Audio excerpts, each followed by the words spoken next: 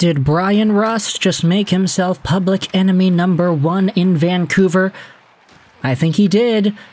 The Vancouver Canucks just lost another game, 3-2, to the Pittsburgh Penguins on this Sunday afternoon matchup. 3 p.m. start time in Rogers Arena in Vancouver. The game ends, and you still got an entire night to prepare for work tomorrow. Decent scheduling, but a schedule where I personally kind of got a little bit tripped up. I was like, wait a minute, I'm uploading a video right now talking about the Canucks and their draft plans, but I'm hearing John Shorthouse and Ray Ferraro's voice on the TV in the living room. Wait a minute, the Canucks are actually playing right now. Oh boy. So, yeah. Sorry to those who were trying to decide between watching our Keaton Verhoff Canucks update and the actual game in which Canucks hockey was being played.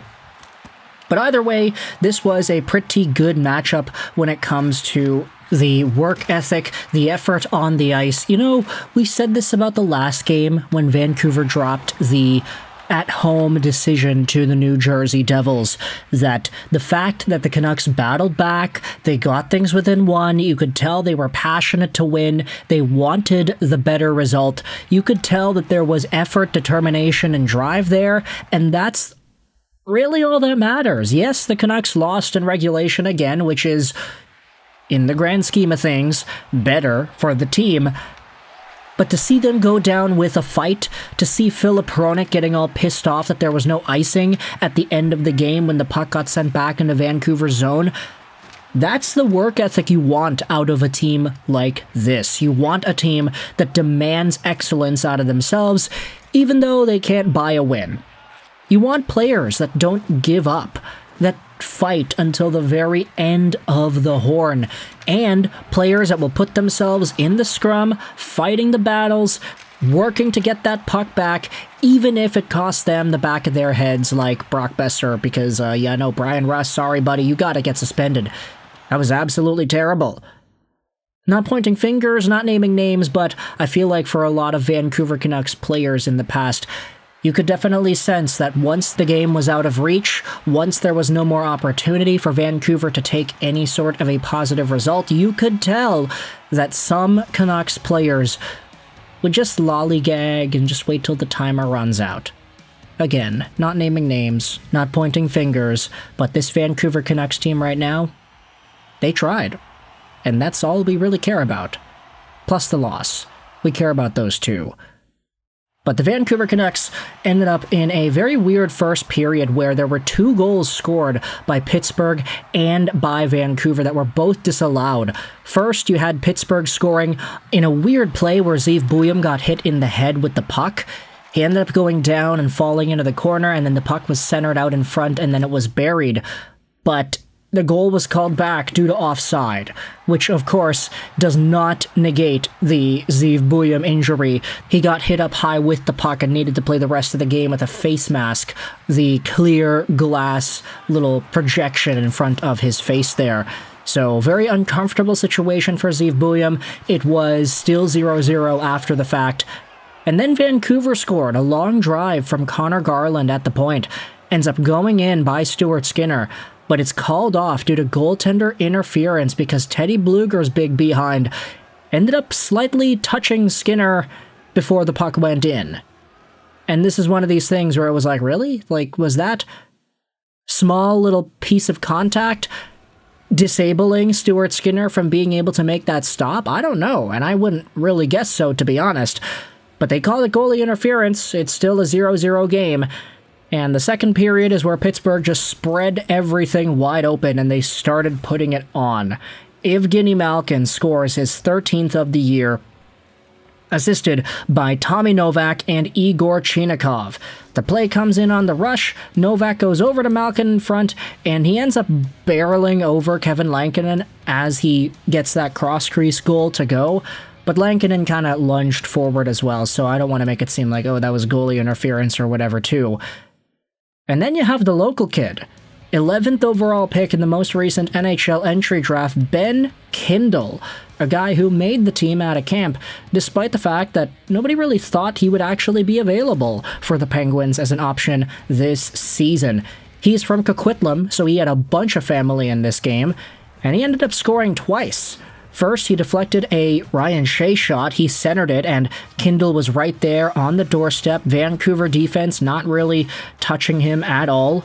Kind of got their signals crossed with who it was they needed to target, and Kindel was right there for the deflection. And then 10 minutes later, you've got Ben Kindel for his second of the game with a beautiful slap shot set up by Justin Brazeau. He just unleashed it, and you can see the Kindel family up in the concourse cheering their heads off. The guy brought a lot of people, which was awesome to see.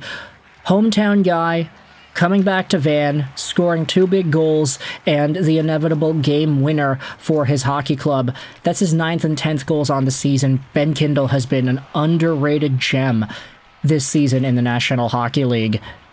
And down 3-0, the Vancouver Canucks went, although this was one of these situations where, even though they had themselves a 3-goal deficit, they still put in the effort.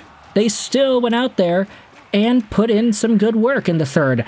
Starting out with Jake DeBrusk, who ends up scoring his 13th goal of the season on the backhand. It's assisted by Elias Pettersson as the puck gets centered out in front of Skinner. DeBrusk creeps around behind the goal and then comes up on the far side, shovels it over the pads of Stu Skinner. Elias Pettersson and Evander Kane get the assists over there. Give it 8 minutes, and the same Teddy Blueger that, in a way, denied the earlier Connor Garland goal, ends up getting his third of the season after Filip Hronek throws it towards the goal. It deflects off of Liam Ogren, and then out in front, it's Teddy Blueger who gets that second deflection, and it goes right through Stu Skinner. Teddy Blueger putting himself in the right areas, getting in front of goalies' eyes, getting to those dangerous areas to create offense. He's been very, very good in the very limited sample that he has had. And the Canucks, they had themselves a number of opportunities as well throughout the game. Jake DeBrusk got robbed on numerous occasions, especially in the first period.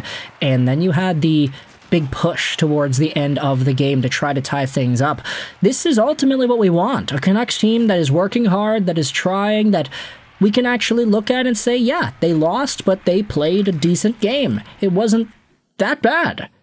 There definitely were enough stinkers throughout the course of the Canucks season this year that you could say totally just take the life out of you. 6-0 against Edmonton, all these other losses where former Canucks would be just out of it and you can tell they just wanted to go home.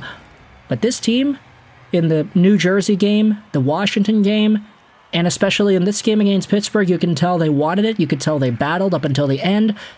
And that's what it's all about, right? Oh yeah, by the way, at the end of the game, puck is loose in front of Stu Skinner's crease. Boeser's jamming away at it, and Bryan Rust comes up from behind and elbows the guy in the back of Boeser's head. What in the world was that? Bryan Rust, bro. He was handed an illegal check to the head penalty at the end of the game, but of course that's not going to mean anything. So, yeah, no, that guy probably is going to get suspended for the hit he dished out on Brock Boeser. I would be surprised if things didn't go that way. But with all that said, let me know your thoughts in the comment section below. How do you feel about the Canucks playing off against the Penguins? I hope you enjoyed this Finnish Astral 9, and bye.